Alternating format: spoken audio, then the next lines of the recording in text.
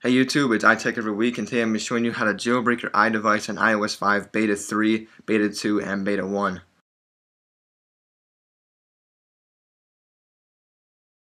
To jailbreak one of the iOS 5 betas all the way up to Beta 3 as of now, in the future this will probably jailbreak the other betas, but as of now the highest beta released is Beta 3, and this program RedSn0w will jailbreak Beta 3, Beta 2, and Beta 1. So go ahead and I'll put a link in the description and download RedSn0w 0.9.8 I believe, and when you open that up on your computer, yes it is, it's 0.9.8, and make sure it is the Beta 2. I'll have a link to the 0.9.8 Beta 2 RedSn0w in the description. And before we get into this jailbreak, I do want to say that it is recommended only for developers, and that's just for them to kind of help get all the things in Cydia working correctly, and to prepare it for the final release of iOS 5, which should be in the fall. So most of the packages and stuff, and all those fun tweaks and things, most of those do not work correctly for iOS 5 betas yet, and they most likely will not be ready until the actual final release in the fall, like I said. But if you guys do choose to jailbreak your iDevice, this is how you'll do it. And now we'll go ahead and put in the description all of the eligible devices. So go ahead, and what you're going to do is first I would recommend opening up iTunes. And you'd have to open iTunes first and do this because RedSn0w makes iTunes quit out. But I would recommend, once my device pops up in here, hold on a second, alright, there we go. I recommend right-clicking here and hitting back up, just in case for some reason something happens and maybe like the hard power up when you hold on like the power button and the home button together for a couple of seconds, it normally boots it up no matter what. But in case that doesn't work, you may have to restore. I would recommend backing up your iDevice in iTunes. So that is what I'm doing right now, and I'll let that finish up because that will finish before we're done with the jailbreak. But let's go ahead and minimize this for now. And here, back on RedSn0w 0.9.8 Beta 2, you're going to browse for the Beta 1 iOS 5. So I'm going to go ahead and go to my iDevice software, and here it is. And I got it saved right here. Here's Beta 1. Actually, when you download these, it always says 5.0, but these numbers here are changed. So if you don't recognize which one you have, you can see this number right here. That is the Beta 1. So make sure you do direct it to the Beta 1. And this, I would like to say, is a tethered jailbreak, which means when you turn off your device and back on, when the device powers back on, anything related to like jailbreaking, none of it will work correctly if your device even powers on. I know sometimes when I turn it off, it won't even power back on. It just stays with the Apple logo and it turns off eventually, and then it goes back on again, and it's just stuck in like a boot loop, and it will not turn on. So once it successfully identifies it, go ahead and hit next and let it prepare the jailbreak data. And then it's patching the kernel. So again, this is a tethered jailbreak, and it will not have all the features, but it does have the one option to install Cydia, so let's go ahead and do that. That's all you have to do as of now. Hit next. Now at this point you will turn off your device. So I'm going to go ahead and switch over to my camera. Alright guys, so here on my iDevice I will show you how to enter DFU mode, which is the next step on RedSn0w.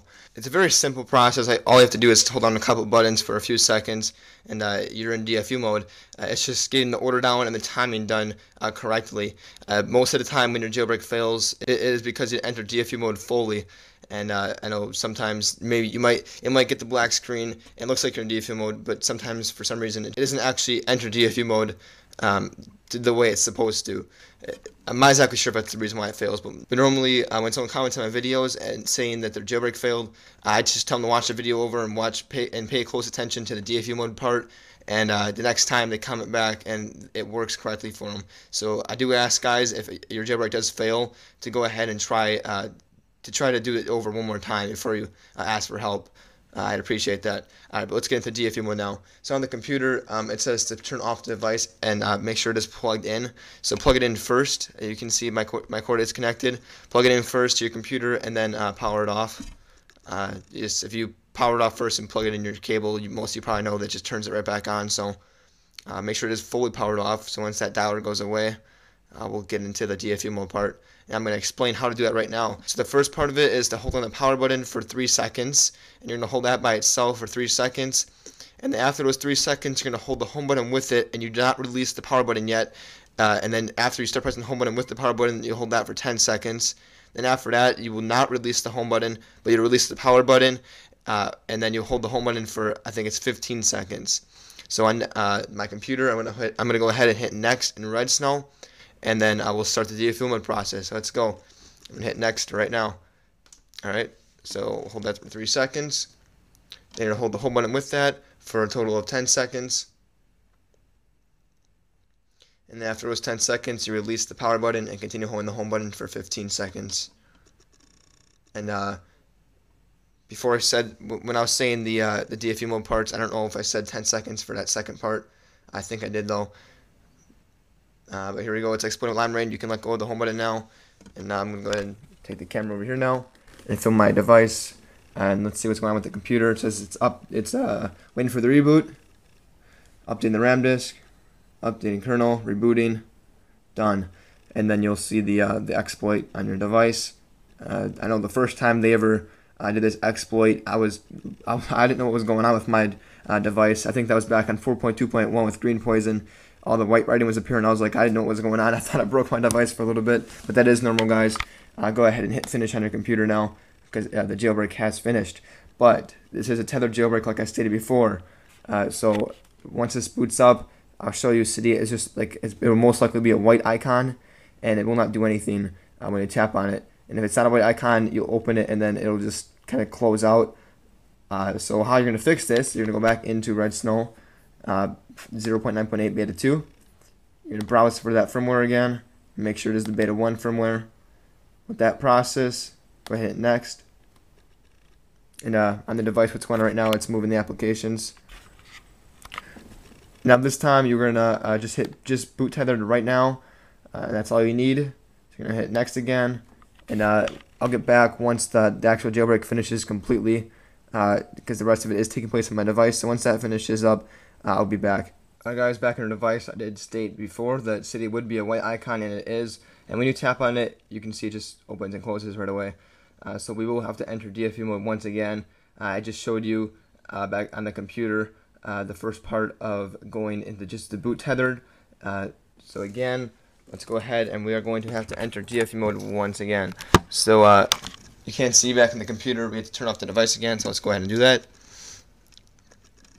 Once you do fully power that off, I will go ahead and hit next and do DFU mode once again. Alright, so it is fully powered off. So back on the computer, we are going to go ahead and now press next. So let's do that right now. Alright, it's a power button, 3 seconds.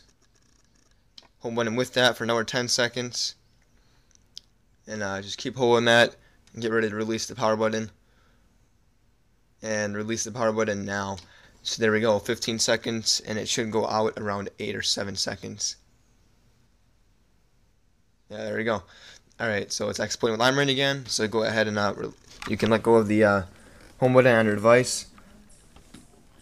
And what it should have, is if you did it correctly, the pineapple logo should appear. Yep, there it is. So we are good. And on the back of the computer, it does say done. So go ahead and hit finish, and you should boot up in a tethered state, and everything should function correctly. Alright guys, we're back on the device, and Cydia is looking normal now. So go ahead and open that up, and it'll ask you who you are. Actually, no, it'll probably prepare the file. Nope, never mind. Alright, so you're going to choose whoever you are, and let all that load up. And once Cydia loads up, you go ahead and install the packages, and you will probably have to go into redsn0w again and just boot it up in a tethered state again, just because some of the stuff in Cydia does require a reboot. So you will probably have to, just to get those required files for most of the stuff to work correctly in Cydia, you will most likely have to boot up in a tethered state again using redsn0w. But as you can see, Cydia is working correctly. So let's go ahead and switch back to the computer. Alright guys, so we're back on the computer now, and I just want to run through this one more time to make sure you guys do know how exactly to boot it up in a tethered state. You're going to browse for firmware, make sure you point it towards beta 1, and once that processes, you're going to hit next, and at this next point, you will go ahead and just choose boot tether now, and right here that is. So that is what you do, and then you run through the DFU mode like we have done twice in this video.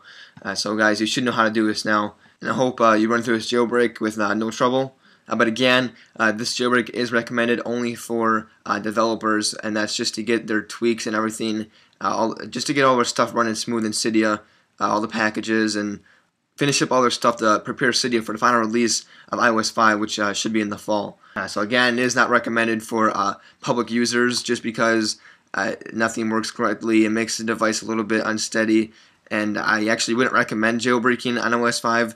I mean, it's nice to get. It's got some stuff that is nice, but it also is meant for developers only. And most of the fun tweaks and packages and all that kind of good stuff you install from Cydia, most of it does not work correctly. There are only a few things that do work correctly on iOS 5 betas. As far as I knew, actually the last time I went on to iOS 5 beta, it was the first beta, and that's when I was jailbroken, so most of the stuff did not work. It may have changed now, but as far as I know, most of it is not recommended for the public. But that's all for this jailbreak, guys. I hope you liked this video, and if you did, go ahead and feel free to subscribe up top and thumbs up the video. You can also go ahead and follow my Twitter account for tech updates and my new video releases. If you guys run into any problems in this jailbreak, go ahead and comment on the video or send me a message. Feel free any way to contact me, and I'll respond to you shortly. I'll also go ahead and put my email down in the description to help you out in a little bit easier way. So have a good rest of your day, guys. And that's all for now. This is iTech Every Week, signing out.